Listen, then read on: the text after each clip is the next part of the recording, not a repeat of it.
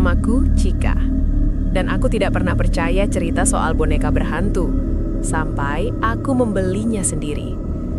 Aku menulis ini bukan untuk menakut-nakuti siapapun. Aku cuma ingin ada satu orang saja yang tahu, kalau suatu hari aku menghilang, itu bukan karena aku kabur. Itu karena dia akhirnya mengambilku. Boneka itu. Aku tinggal di sebuah kos tua di ujung gang sempit. Bangunannya lembab, catnya mengelupas, dan tiap malam selalu ada suara air menetes dari pipa entah di mana. Aku baru pindah sebulan lalu, masih menyesuaikan diri dengan suasana yang sepi dan terlalu sunyi. Sore itu hujan rintik-rintik.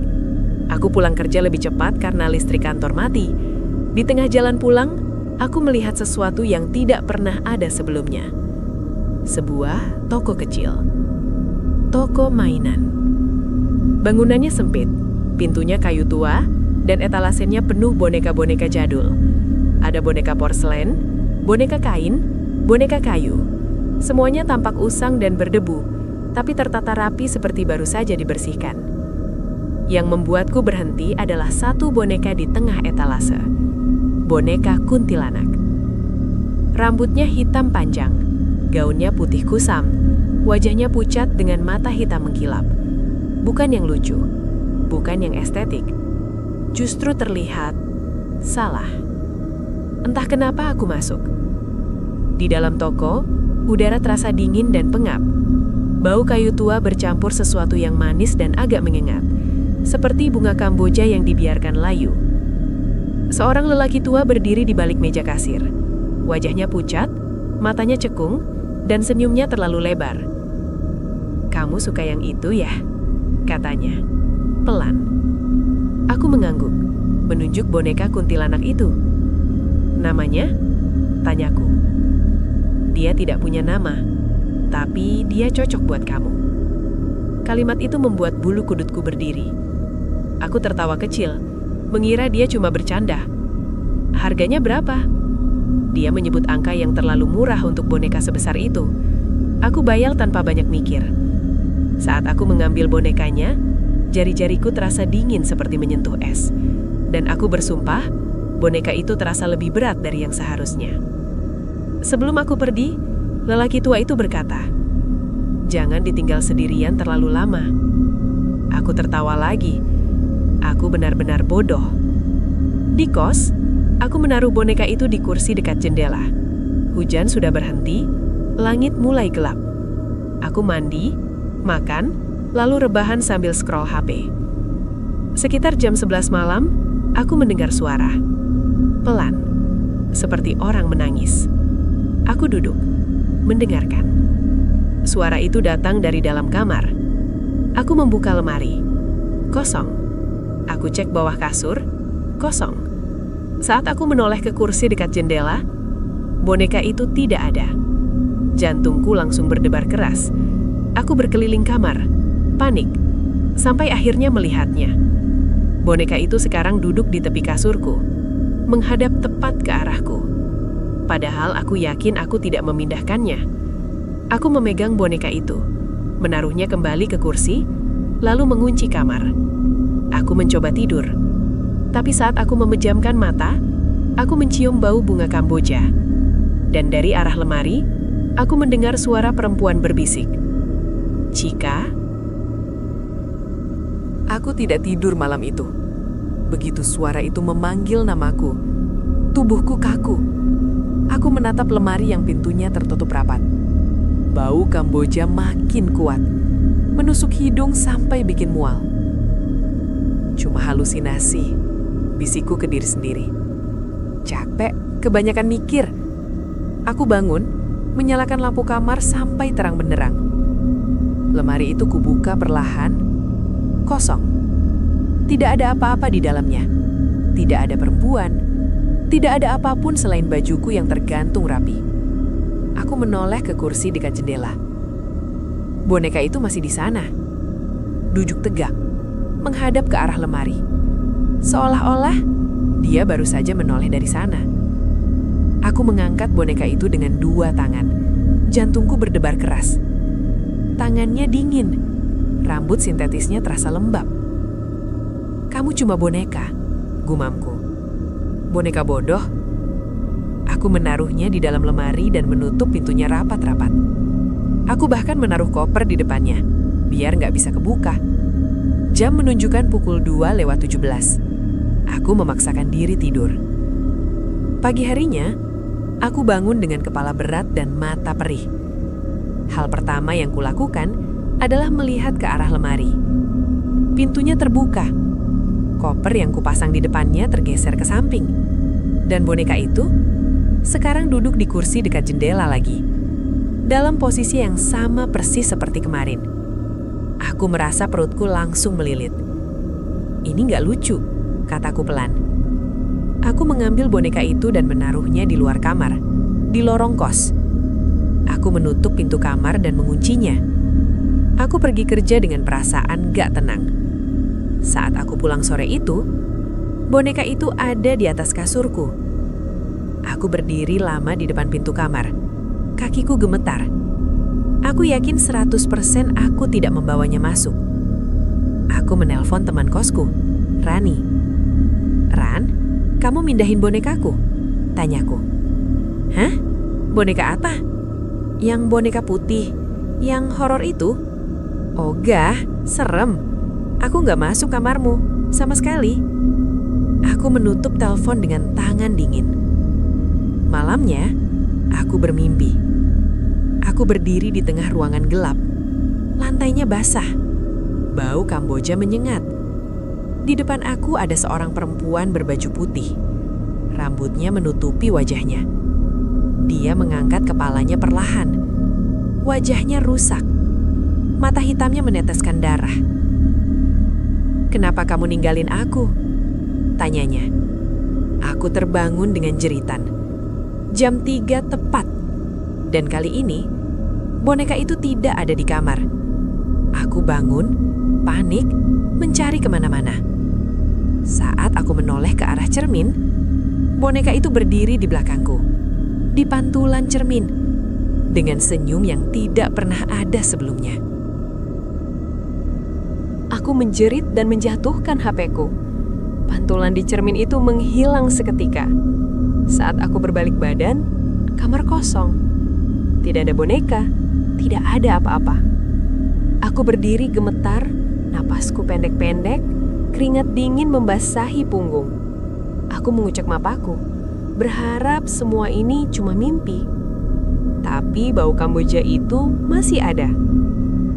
Aku akhirnya menemukan boneka itu di dalam tasku. Tasku yang tadi sore ku pakai kerja. Tasku yang aku taruh di gantungan dekat pintu. Boneka itu terlipat di dalamnya, seolah sengaja bersembunyi. Aku tidak ingat pernah memasukkannya ke sana. Tanganku gemetar saat aku mengeluarkannya. Beratnya terasa makin aneh. Bukan berat benda, tapi berat seperti menggendong tubuh kecil. "Apa maumu sih?" bisikku, hampir menangis. Boneka itu menatapku dengan mata kaca hitamnya. Kosong. Tapi entah kenapa, aku merasa dia mendengar. Pagi itu aku bolos kerja. Aku tidak mau ninggalin kamar. Aku tidak mau ninggalin boneka itu sendirian. Aku mencari di internet. Boneka berpindah sendiri. Bau Kamboja di kamar. Mimpi perempuan berbaju putih. Hasilnya cuma cerita-cerita horor murahan. Siang harinya Rani datang ke kamarku. "Cik, kamu pucat banget," katanya. "Itu boneka masih kamu simpan?" Aku menunjuk ke arah meja. Boneka itu duduk di sana. Rani mendekat, ragu-ragu. "Serem amat sih mukanya," gumamnya. Begitu dia menyentuh rambut boneka itu, dia langsung menarik tangannya. "Dingin banget," katanya. "Dan kenapa aku tiba-tiba pusing ya?" Wajah Rani mendadak pucat. Dia duduk di tepi kasur. "Aku mual, Ci," katanya pelan. Aku panik. Aku menyuruhnya pulang ke kamarnya. Malam itu, Rani demam tinggi. Dia mengirim pesan padaku. "Ci, aku mimpi perempuan putih berdiri di ujung kasurku. Dia bilang, jangan sentuh milikku." Tanganku gemetar membaca itu. Aku memutuskan membuang boneka itu. Aku memasukkannya ke dalam plastik hitam. Aku ikatnya kuat-kuat. Jam 2 pagi, aku keluar kos berjalan ke tempat sampah besar di ujung gang. Aku melempar plastik itu ke dalamnya. Aku berdiri lama, memastikan plastik itu tenggelam di antara sampah. Aku pulang. Aku mengunci kamar.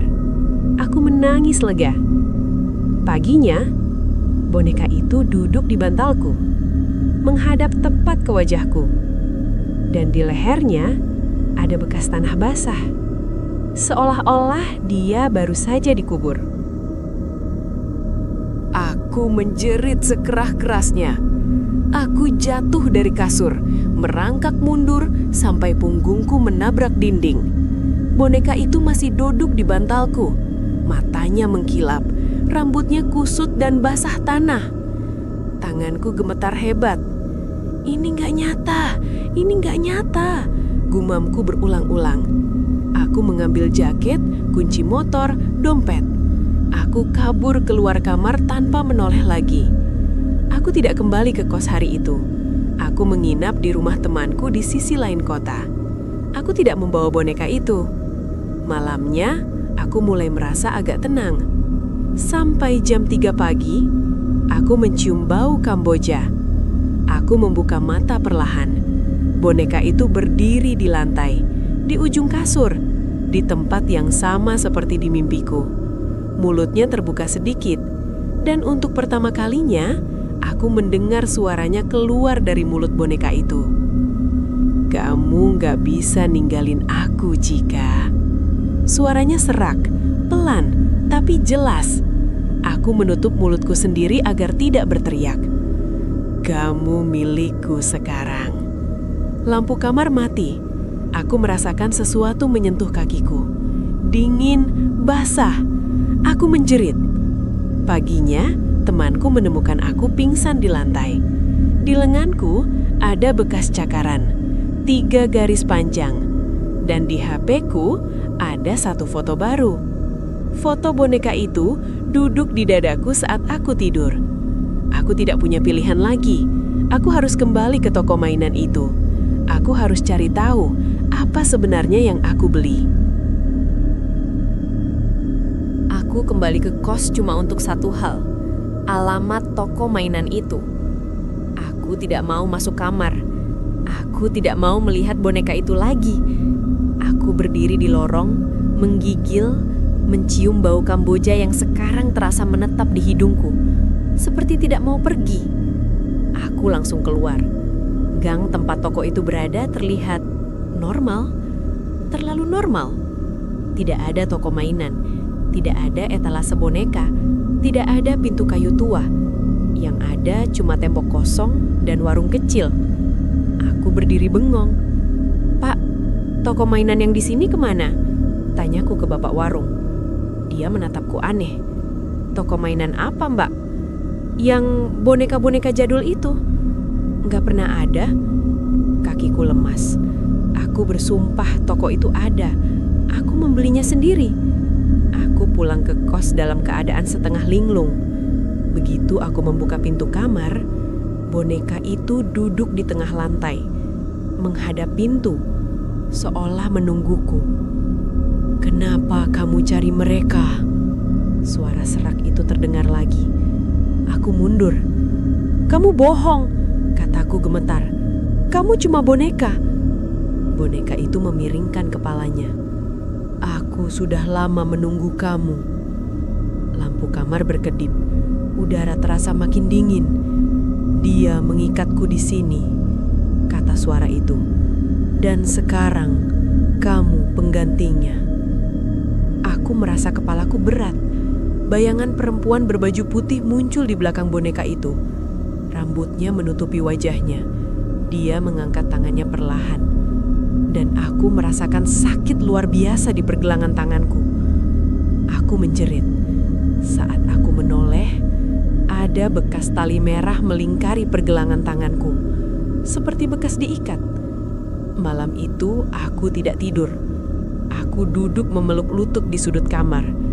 Boneka itu kini duduk di meja, diam, menatapku. Jam 3 pagi, lembaran kertas jatuh dari dalam boneka itu. Aku mendekat, gemetar. Kertas itu kusam, tua, bertuliskan tangan. Jika kau membacanya, berarti dia sudah memilihmu. Toko itu tidak pernah menjual boneka. Kami memindahkan kutukan. Tanganku gemetar, dan di bawah tulisan itu ada satu nama. Namaku, ditulis dengan tinta merah. Aku tidak tahu berapa lama aku duduk menatap kertas itu. Namaku tertulis di sana, dengan tinta merah yang masih terlihat basah. Padahal kertasnya tua, rapuh, seperti sudah puluhan tahun disimpan. Tanganku gemetar saat aku menjatuhkannya. Ini nggak masuk akal, bisikku. Boneka itu masih duduk di meja, diam. Tapi aku bisa merasakan dia sedang memperhatikanku. Aku memutuskan keluar kos lagi. Bukan buat kabur, tapi buat cari jawaban. Aku mendatangi orang-orang tua di sekitar gang. Penjaga parkir, ibu warung, satpam kompleks. Aku bertanya soal toko mainan kuno itu. Semua jawabannya sama. Tidak pernah ada. Sampai akhirnya, seorang nenek di ujung gang menatapku lama. "Kamu lihat toko itu?" tanyanya pelan. Aku mengangguk cepat. Wajahnya langsung pucat. "Kamu beli boneka di sana ya?" Aku hampir menangis. Nenek itu menarikku masuk ke rumahnya. Dia bercerita. Puluhan tahun lalu, ada seorang perempuan hamil di luar nikah. Keluarganya mengurungnya di rumah kecil di gang itu. Perempuan itu bunuh diri. Arwahnya tidak tenang. Seorang dukun membuatkan boneka sebagai wadah, supaya arwahnya bisa dipindahkan ke orang lain. Sejak itu, setiap beberapa tahun sekali, ada orang yang melihat toko mainan muncul di gang itu. Orang yang masuk tidak pernah benar-benar lepas. "Kalau boneka itu sudah memilihmu," kata nenek itu gemetar, "kamu nggak bisa buang dia, nggak bisa lari, nggak bisa mati tenang." Malamnya aku bermimpi lagi. Aku berdiri di dalam toko mainan itu. Rak-raknya penuh boneka. Di belakang kasir, bukan lelaki tua, tapi aku.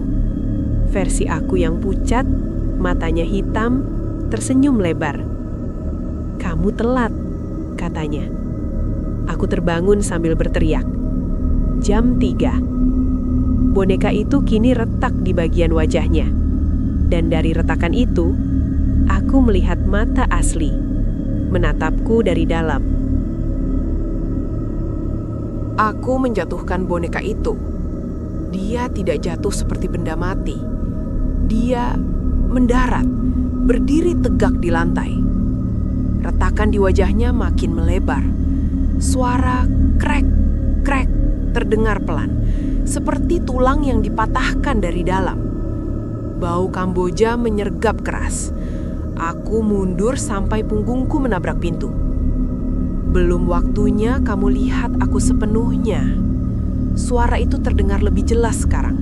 Bukan lagi dari boneka, tapi dari udara di sekitarku. Dari dalam retakan itu, rambut hitam basah mulai keluar. Jari putih panjang menyusul. Kuku-kukunya hitam. Aku menjerit. Aku lari keluar kamar tanpa alas kaki. Aku berlari ke kamar Rani. Aku memukul pintunya. "Ran, buka, tolong!" Pintunya terbuka. Rani pucat, matanya cekung. "Kamu juga dengar dia ya?" katanya pelan. Aku membeku. Di belakangku ada suara langkah pelan, basah, berat. Lampu lorong berkedip. Bayangan perempuan berbaju putih muncul di dinding. Rani menjerit. Dia jatuh ke lantai memegang kepalanya. "Aku bukan milikmu! Bukan!" teriaknya. Bayangan itu bergerak ke arahnya. Aku mencoba menarik Rani. Terlambat. Tubuh Rani tersentak ke belakang, seperti ditarik sesuatu yang tak terlihat. Dia menjerit satu kali, lalu diam. Matanya terbuka kosong. Aku berdiri gemetar. Suara itu berbisik di telingaku. Kamu sudah coba kabur. Sekarang giliran orang lain. Aku menangis. Aku memohon. Tolong, ambil aku aja. Jangan dia. Tawa pelan terdengar. Kamu belum selesai. Aku pingsan.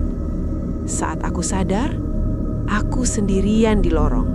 Tidak ada Rani, tidak ada darah, tidak ada siapa-siapa. Di tanganku ada kunci kayu tua dan di belakangnya terukir toko mainan. Aku bangun di dalam toko mainan. Aku tahu itu toko mainan, meskipun aku tidak pernah benar-benar melihatnya utuh sebelumnya. Rak-raknya penuh boneka. Boneka kain, boneka porselen, boneka kayu, boneka-boneka rusak, boneka-boneka yang terasa hidup. Udara dingin, bau Kamboja menusuk. Aku berdiri di depan meja kasir. Di tanganku, kunci kayu tua itu. Pintu toko terbuka sendiri, dan aku melihat gang kosku di luar. Persis seperti sore pertama aku melihat toko ini. Seolah waktu berputar mundur. Di belakang kasir, ada cermin besar. Dan di dalam pantulannya, aku tidak sendirian. Seorang perempuan berbaju putih berdiri di belakangku. Wajahnya sekarang jelas, cantik, pucat, mata hitamnya dalam dan kosong. Aku capek, Cika, katanya pelan. Aku mau pulang.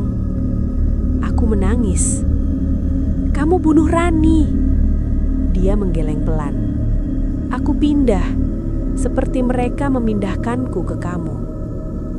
Aku mengingat mimpiku. Versi aku yang berdiri di balik kasir.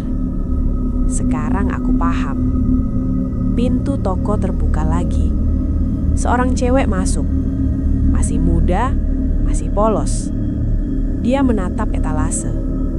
Dan matanya berhenti di satu boneka. Boneka kuntilanak. Yang sekarang tampak baru. Bersih. Tidak ada retakan. Tidak ada tanah. Aku berdiri di balik kasir. Mulutku terbuka sendiri. Kamu suka yang itu ya? Dia mengangguk. Namanya apa? Aku tersenyum. Dia tidak punya nama, tapi dia cocok buat kamu. Sekarang aku menulis ini di buku kas toko mainan. Aku tidak tahu berapa lama aku akan bertahan jadi aku. Aku tidak tahu kapan aku akan lupa siapa Cika itu.